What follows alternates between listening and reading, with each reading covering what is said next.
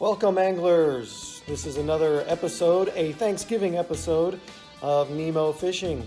It's late in the season, actually after the season. I'm probably not going to make it out anymore on the water, but I wanted to review the year in some ways, provide some cool information for the winter time. And this episode, we're going to focus in on a nice little book here called Knowing Bass, The Scientific Approach to Catching More Fish, Keith A. Jones, PhD. I'm going to read some tips, kind of paraphrase from some tips through here.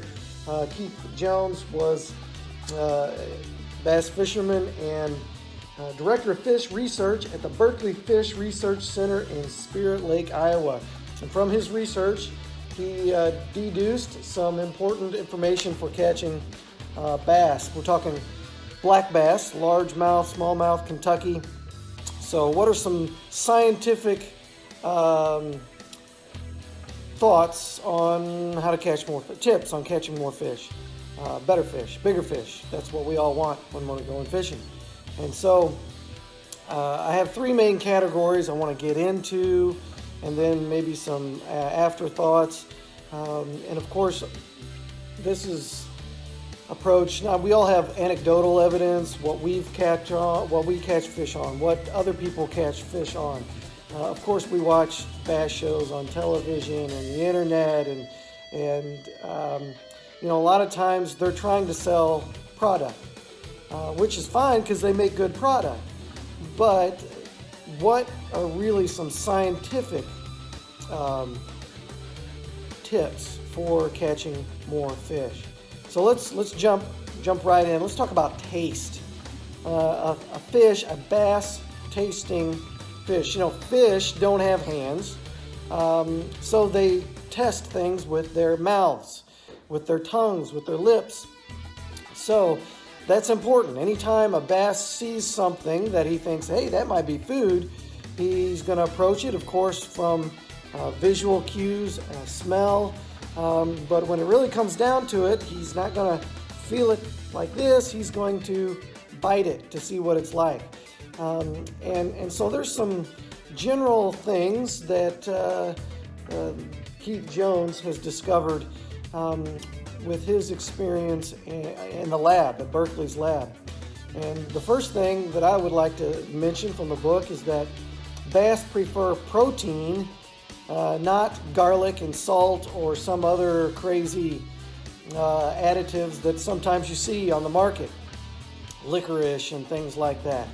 But taste does matter. You know, there for a while, they were really pumping out soft plastic lures with garlic and salt. Turns out fish aren't Italian at all. If it does anything, it probably just masks some odor that we might have put on the lure from our fingers or hands, or sitting in a tackle box, something like that. The best lure attractant that you can use is going to have some kind of protein extract, fish or worm extract, shad or something like that, and needs to be a water-based, because the oil-based doesn't even, it may mask flavors or something on the lure, but it's not going to help as far as actually tasting in a fish's mouth. Research actually shows, though, that scent and taste especially does matter, especially on hard baits. Soft baits, it matters, but not as much actually on hard baits. We think hard baits, you think, well, the fish is either going to bite it or not, you know. And of course, some of that is a little bit moot when you're talking about double, treble hooks on there. If he takes a swipe at it, more than likely, he's going to get a hook in his mouth. But the right scent on hard baits has actually proven in the lab to double your strikes and even triple lure retention.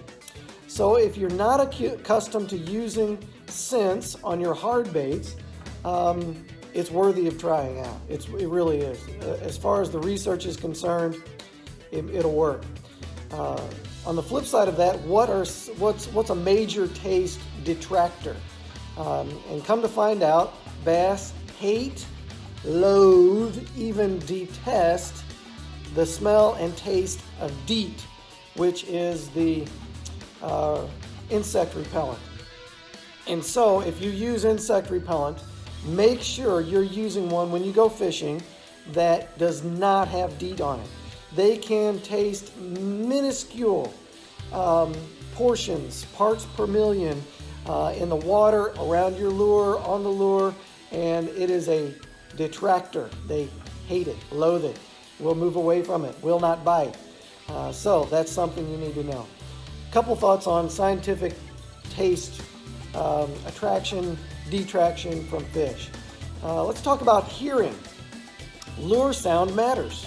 And of course, some lure, all of our lures will have some kind of noise that falls within a bass's range of hearing and what's called the lateral line feeling. It's well, you can look that up if you want to, but it's another way a fish hears in the water. So every lure makes some kind of noise in the range of hearing, but they have found out that the best sound to attract bass are going to be low frequency, erratically pulsed sounds. It's all about that bass. Bass love the bass. So you think about some fish, some fishing lures. One of the best lures is probably going to be, as far as sound in the water, is going to be your classic Colorado bladed spinnerbait, because it has a good strong thump in the water, and then this part of it is going to kind of make a low range whooshing sound as it goes through the water. Of course, you want to make it a little bit more erratic. Talk about that later. Another good bait, according to research, sound is the old prop bait. On top of the water, come on, spin for me. I'll do this top one. Anyway, when you're pulling it through on the top of the water, it's going to make a sound, a gurgling sound or a sputtering sound that has some bass, low frequencies in it that is going to attract fish. Just a couple examples. It doesn't mean that other fishing lures don't have that, but that's a good thing to talk about.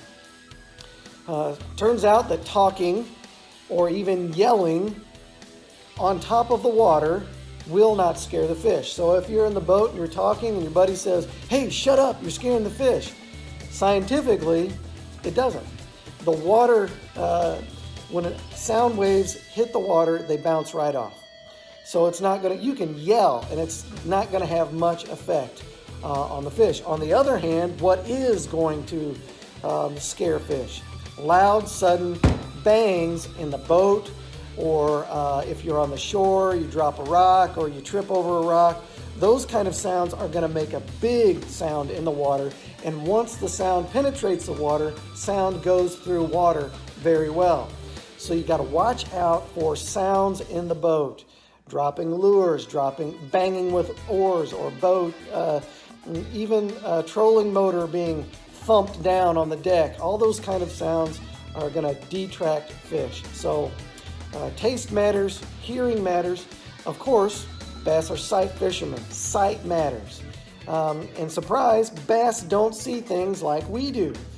All of those flashy details that we see on fishing lures in the store are really more about catching bass fishermen than they are catching bass. I'm not saying that they won't work. I'm not saying that in certain circumstances little differences could key in on a big bite, but generally speaking, from the scientific research done at Berkeley, a lot of those big flashy details aren't as important as we once thought. What is important is lure detection. Bass are the Tyrannosaurus Rex of the water. You may remember in the movies, Jurassic Park, the T-Rex was motion detection was his main sight. It turns out that's how a bass is too. Their eyes aren't perfect through the spectrum, but what they are able to see and what they're good at is lure detection or bait detection, and playing the middle ground as far as they can do well in dark, they can do well in light, but especially in light dark conditions, twilight, hours, that's when they're really keyed in. So that's always a good time to fish. We knew that. But from a bass's perspective, food moves. Whether it moves fast or slow, it's always moving. And so that's why bass typically, I mean, you can catch bass on bacon or something like that. I've done that before, trying to catch catfish. But typically, you catch them on live bait if you're going to catch them on bait. But food moves. Bass do see color, but it's not important as you think. And some colors fall outside of their spectrum of sight. So the difference between a dark purple and a dark blue is not very much for a bass. They just simply see it as dark. The most frequently seen colors by bass are kind of in the orange spectrum. Fluorescent colors, of course, we've seen anecdotal evidence to have that work. And that matters a lot, of course, when visibility is low. Some colors, a lot of colors just register as light or dark. But the point is detectability. You want the bass to be able to see your lure. In tests, the most frequently hit hard baits were dark on the top and light underneath, just like your classic little Rapala here. Dark on the top, light underneath. Surprise, just like a fish, typically fish in the wild. So they've determined, of course, that flash, sparkle on a fishing lure is good, but it's only going to be beneficial where light penetrates. So if you're fishing really deep in stained water, it doesn't matter if you have any sparkle on the lure at all. But if you're fishing on top of the water or in very clear water where the sunlight penetrates, it is going to matter. It is going to add attractability, detectability to the fish. So sight matters. Of course, they're sight feeders. Those are some scientifically established facts as far as catching more fish when it comes to sight. Taste, hearing, and sight. Some other thoughts that weave in all three of those categories. You want to know about size. Size matters in a fishing lure, but not necessarily how you might think. We've all been taught, or at least usually, we think bigger fish will bite bigger lures. And that's certainly true. But as far as the research is concerned, there's actually a preferred size range. Everybody has seen pictures of a big bass with a big bluegill in its mouth, or another little bass in its mouth. And those are, proof, evidence that bass do attack big lures, big fish, but not like pike or muskie, not as much as you think. Lab tests showed that decreasing a lure's size had little effect on strikes. But increasing a lure size dramatically decreased strikes. So making a lure smaller or going with a smaller lure can sometimes increase your catch rate, especially on tough fishing days. But increasing the lure size is going to dramatically lower the number of fish you catch. Of course, if you're targeting that one big fish, yeah, of course, use a bigger lure.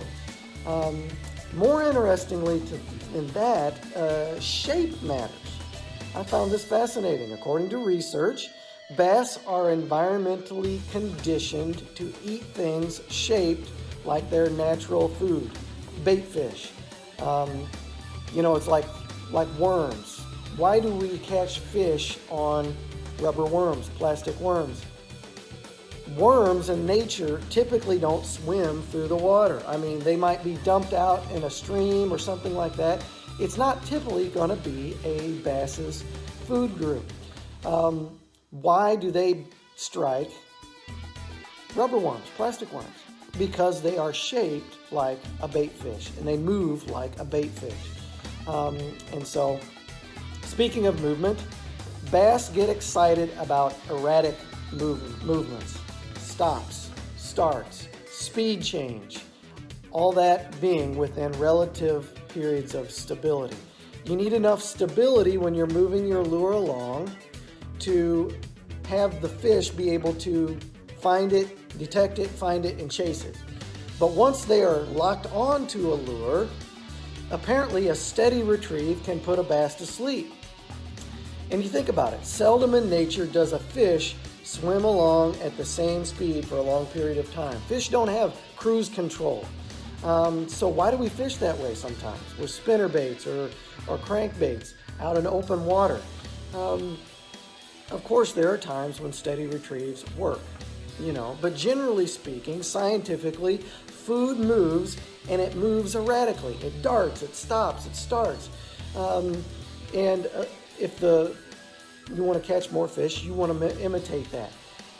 That's why they're always talking about with crankbaits that you want to fish it low enough to bounce off of things, rocks, so that it's moving along, and stumps and things like that. Yeah, you're going to get hooked up, hung up, but if you want to catch fish, that's what you got to do.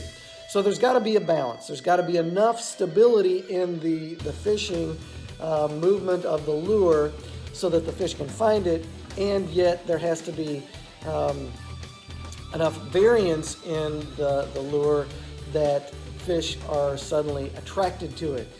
Sometimes it stops and then it starts again. The impulse is that thing might get away. I better eat it, or I better at least stun it. And so that's when the bite comes in. So I know that's quite a wordy bit. I usually don't go this long in bass fishing vlog, but I would highly recommend this book. I give it an A++. It is about 10, 15 years old, at least the research is on it. Maybe they'll put out another edition sometime soon. But the data is still valuable.